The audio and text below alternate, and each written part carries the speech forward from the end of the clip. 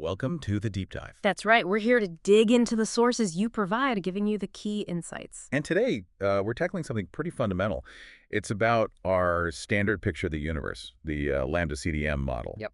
Our mission for this deep dive is to look at a specific problem it's faced, the plane of satellites issue, and, maybe more importantly, how new data, especially from Gaia, might be changing how we see that problem. Okay, so let's just quickly set the scene. LambdaCDM, it's our main model for what the universe is made of, developed back in the late 90s. Right. The sources remind us it says, what, about 5% is normal matter, stuff we know. Yeah, atoms, me, you, planets. Exactly. And then the vast majority is, well, mysterious. Around 27% dark matter, 68% dark energy, all invisible.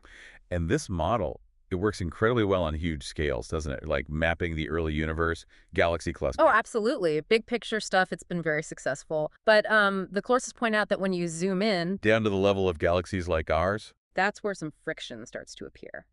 Comparing the model simulations to what we actually observe around galaxies and their little satellite companions. Yeah, discrepancies pop up. These are the small-scale problems we hear about. The sources you gave list a few main ones. Missing satellites. Too few observed compared to predictions. Yeah, or the core-cusp problem. Where the centers of simulated dark matter halos are too dense, too cuspy. Right, compared to the flatter cores we often see. And then there's too big to fail. Meaning, some simulated dark matter clumps are so massive they should have formed bright galaxies.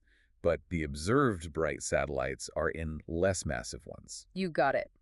Basically, simulations predict too many or too dense or too massive dark matter structures for the dwarf galaxies we actually find. Okay, so those are some challenges. But the one we're focusing on, the plane of satellites, that's often described as, well, maybe a bit different, perhaps more fundamental. I think that's fair to say. What makes it stand out is the observation about how satellite galaxies are actually arranged. Not just how many there are, but where they are. Exactly. Around big galaxies like our own Milky Way and also our neighbor Andromeda, many of their satellites aren't just scattered randomly. No, they seem to lie in, well, flattened structures, right? Almost like a plane or a disk. Yeah, for the Milky Way, it's often called the vast polar structure. Andromeda has its great plane. And it's not just their positions, is it? The sources stress the motion, too. That's the crucial part. Within these planes, the satellite orbits seem correlated. They're not just moving any old way. Their paths appear aligned with each other within the plane. Okay, that's the core issue for the standard LambdaCDM model.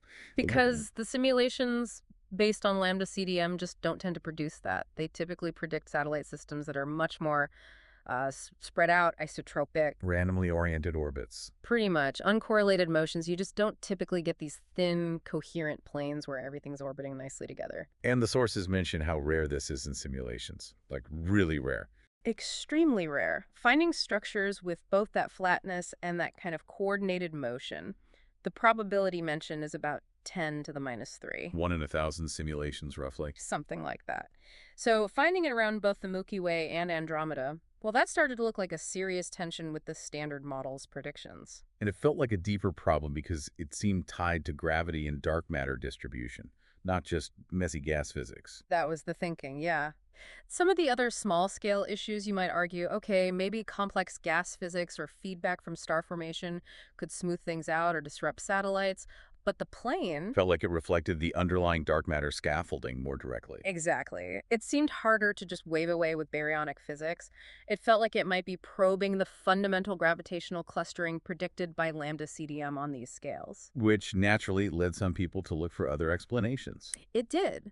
The sources mention alternative ideas like modified Newtonian dynamics or MOND, and also the idea that maybe these satellites aren't primordial dark matter halos at all. What, like they formed differently? Perhaps as tidal dwarf galaxies, clumps of gas and stars ripped out during a past galactic collision, maybe between the Milky Way and Andromeda long ago.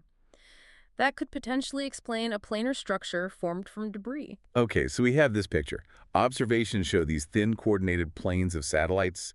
Simulations say they should be incredibly rare in LambdaCDM, making it a significant puzzle. A serious challenge, yes. But then, New data started coming in, really precise data. Enter the Gaia Space Observatory. Exactly. ESA's Gaia mission. Its goal is mapping stars in our galaxy with unbelievable precision positions, distances, and importantly, motions. And its early data, DR2, was already used to look at this problem, right? How did that go? Well, initially, studies using Gaia DR2 seemed to confirm the issue, or even make it worse. Really? How So I so? confirmed that, yes, the orbital poles, basically the axis of the orbits of the Milky Way's main satellites, were significantly aligned. Mhm. And when they compared that degree of alignment to big simulations like Illustris TNG, Still rare. still very rare. Less than 0.1% of simulated systems showed that kind of alignment.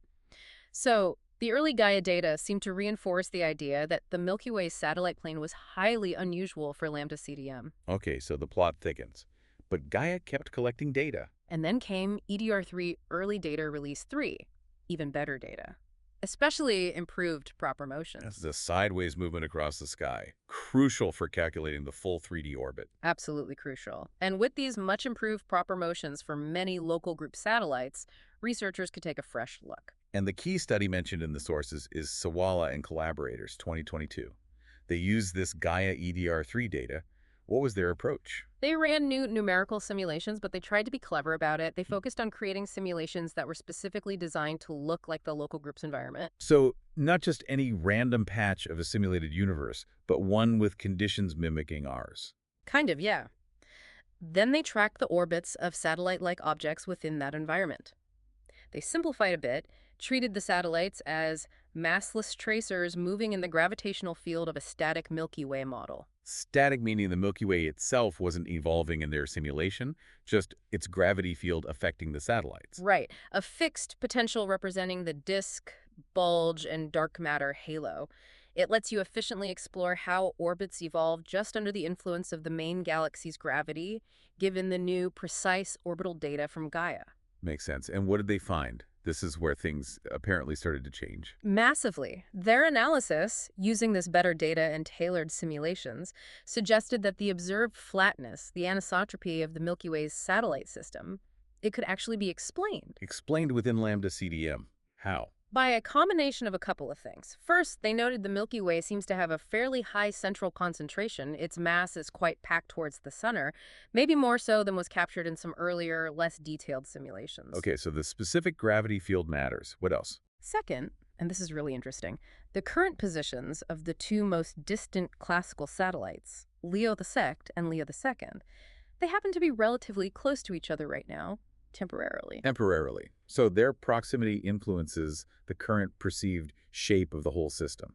That's what their analysis suggests. The apparent alignment might be significantly boosted by where these two big outliers happen to be at this moment in cosmic time. It's not necessarily a long-lived, stable structure. Ah, so less like a permanent spinning disk and more like a chance alignment that looks prominent right now. Kind of. And crucially, their simulations, incorporating these aspects, found that getting subsets of satellites with clustered orbital poles was much more common than previously thought. Not the 1 in 1,000 chance anymore. Nowhere near that rare in their simulations designed to better mimic the Milky Way. These kinds of alignments popped up much more frequently. Okay, so the orbital coordination wasn't as statistically weird in these more refined simulations?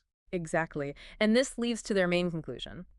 The observed plane of satellites, based on the Gaia EDR3 data, doesn't seem to behave like a stable rotating disk. It's not dynamically coherent in that way. Apparently not. Instead, they argue it looks more like a transient feature. It changes shape, evolves over time, timescales similar to the temporary alignments that had actually been seen occasionally in older LambdaCDM simulations, but maybe weren't fully appreciated. Wow. Okay, let's pull this together. The Sawala study, using the best Gaia data, it paints a really different picture of the plane of satellites. A completely different picture, really. Based on their work, using Gaia EDR3, they concluded there's no evidence that this plane structure is actually incompatible with LambdaCDM. Not incompatible, or even unusual. Or even particularly unusual, yeah. It seems to fall within the range of structures that LambdaCDM can produce. So this thing that looked like a major crack in the standard model might just be normal, or at least not abnormal. According to this analysis, yes. In fact, they went further and suggested that if you just look at the spatial arrangement of the brightest satellites, the Milky Way actually looks like a fairly typical system you'd expect to find in a LambdaCDM universe. That is quite a turnaround. We started this deep dive discussing the plane of satellites as potentially one of the most serious challenges. This incredibly rare, hard to explain structure. Mm-hmm. Seemed like strong evidence against the standard model on these scales. And we end up with the latest, most precise data combined with updated simulations suggesting, well, maybe not. Maybe it's consistent after all. It really highlights how science progresses, doesn't it? Better data forces us to refine our models and our analysis. What looks like a contradiction can sometimes resolve itself with more information. Absolutely underscores the power of precision measurement. Missions like Gaia aren't just cataloging stars, they're testing the foundations of our cosmic understanding. Couldn't agree more. Those seemingly small improvements in measuring motion can lead to big shifts in interpretation when compared rigorously with theory. So, for you listening, consider this. If the plane of satellites, once seen as a major anomaly, now appears potentially fairly typical within LambdaCDM, thanks to better data, what does that tell us? Maybe previous simulations were missing key ingredients, like the specific details of the host galaxy, or perhaps not appreciating the impact of temporary alignments. Good question. And it makes you wonder, what other small-scale puzzles, like core-cusp or maybe too big to fail, might shift as our data gets even better and our simulations become even more sophisticated? Could they also turn out to be reconcilable with the standard model, or will new tensions emerge? Something to think about as we keep peering deeper into the cosmos. Indeed. The conversation between observations and simulations is definitely ongoing.